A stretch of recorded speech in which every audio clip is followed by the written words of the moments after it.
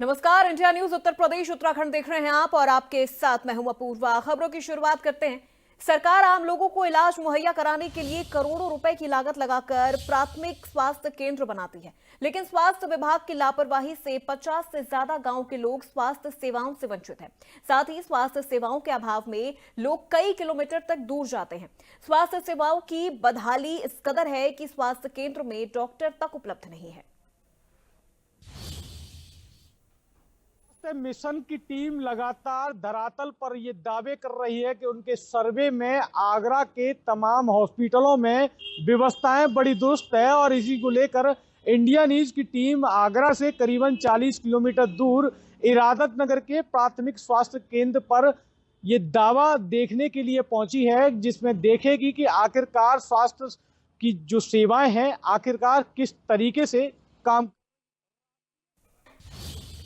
CRM team लगातार प्राथमिक और सामुदायिक स्वास्थ्य केंद्रों पर व्यवस्थाओं का जायजा ले रही है और सुविधाओं को लेकर निरीक्षण भी कर रही है।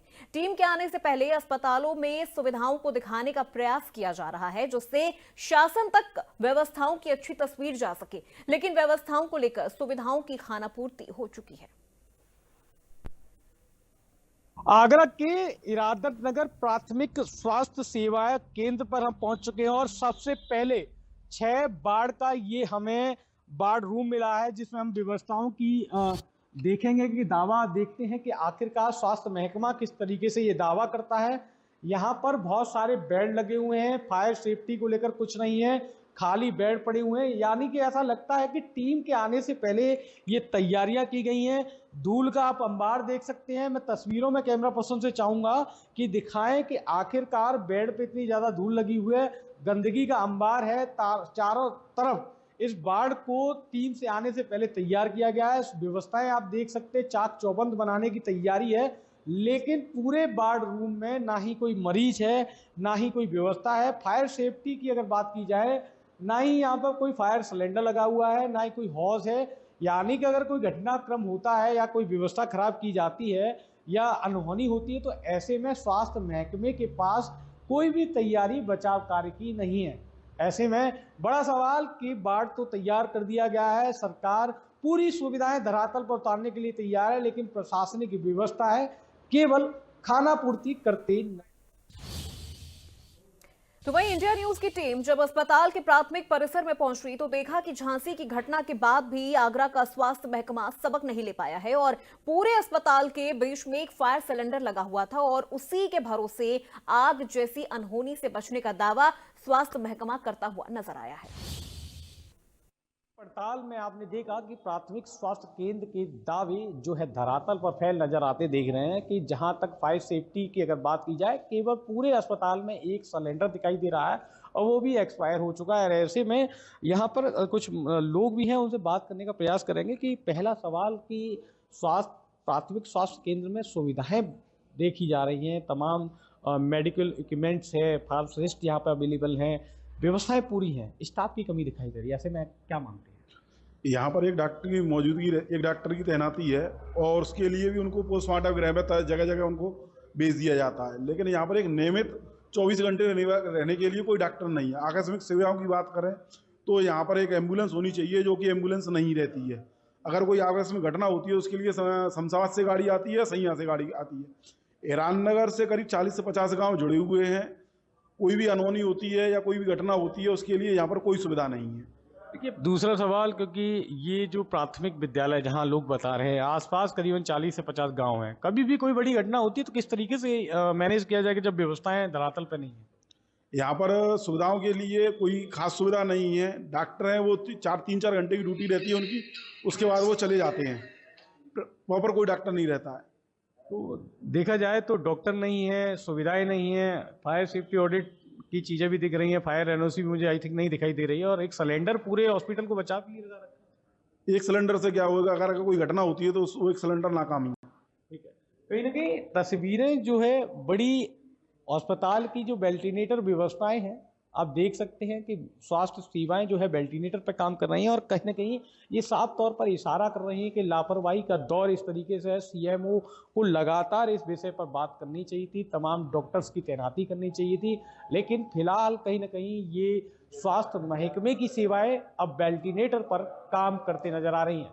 बताया जाता है कि 50 से ज़्यादा गांव इस प्राथमिक स्वास्थ्य केंद्र से जुड़े हुए हैं, लेकिन इलाज के नाम पर केवल खाना पूर्ति करते हुए अस्पताल को गुलाबी अस्पताल।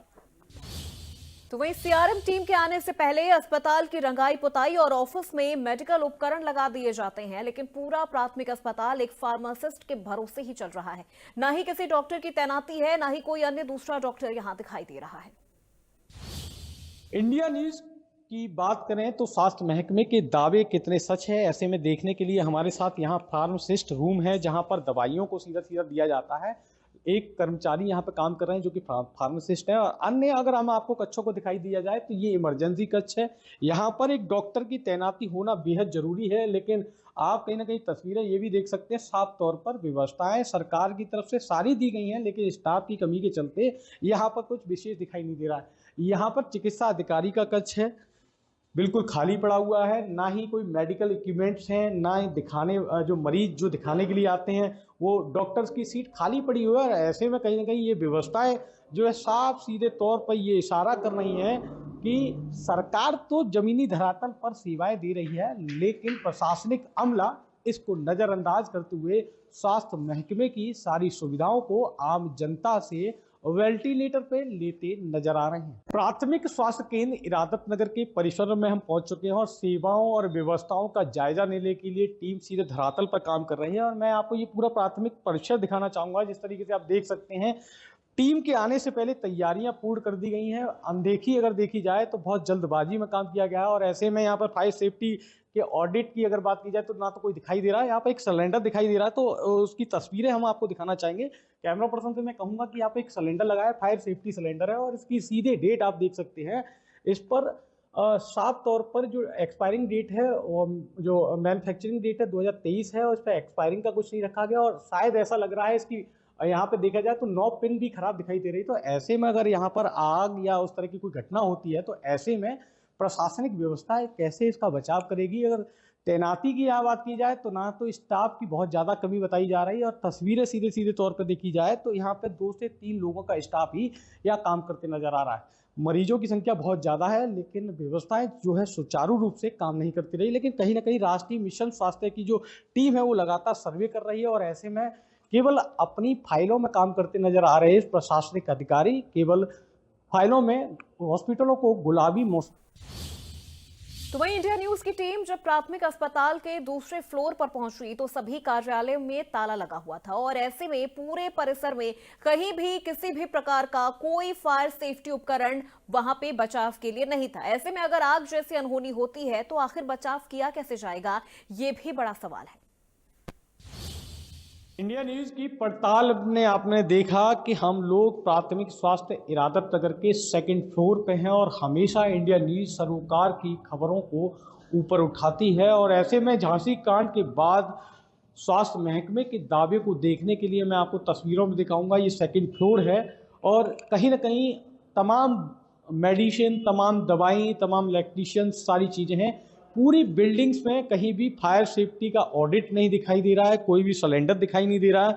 नीचे एक सिलेंडर था, उसमें केवल मात्र एक्सपायरिंग डेट का सिलेंडर लगा हुआ है। ये शायद आई थिंक बाढ़ है, बाढ़ में बिल्कुल गंदगी भरी पड़ी है, बेड़ों पर मिट्टी धूल जमी पड़ी है, ना ही कोई व्यवस्था यहाँ दिखाई दे रही।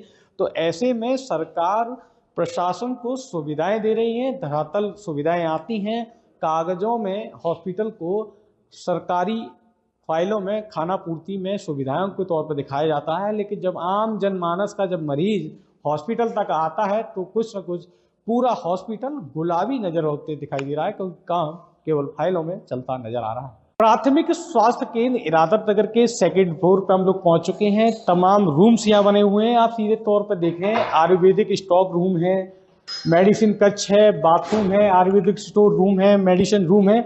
तो कहीं ना कहीं ये व्यवस्थाएं भी आप साफ तौर पर देख सकते हैं कि तालाबंदी में ये व्यवस्थाएं रखी गई हैं। मरीजों की संख्या बहुत है, लेकिन स्टाफ की कमी के चलते आए दिन चीज़ों को देखना पड़ता है। यहाँ पे एक लेबोरेटरी कक्ष भी है, अगर उसको देखा जाए तो प्रयोगशाला भी यहाँ पे बनाई गई है। हाल ही में इनकी तैनाती की गई है, साफ सफाई देखी जा सकती है।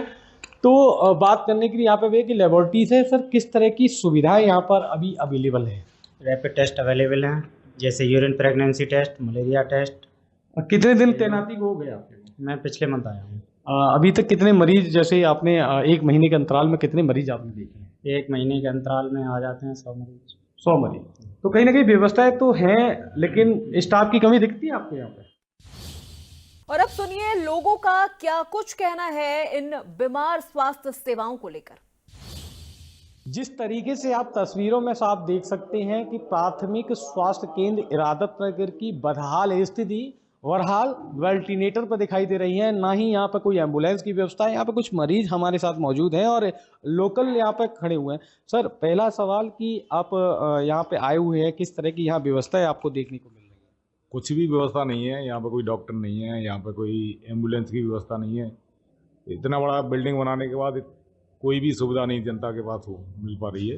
देखा जाए राष्ट्रीय स्वास्थ्य मिशन की टीम यहाँ लगातार सर्वे कर रही है और ऐसे में आप देख रहे हैं कि बिल्कुल बदली हुई तस्वीर दिख रही है, लेकिन स्टाफ की बड़ी कमी दिखाई दे रही है।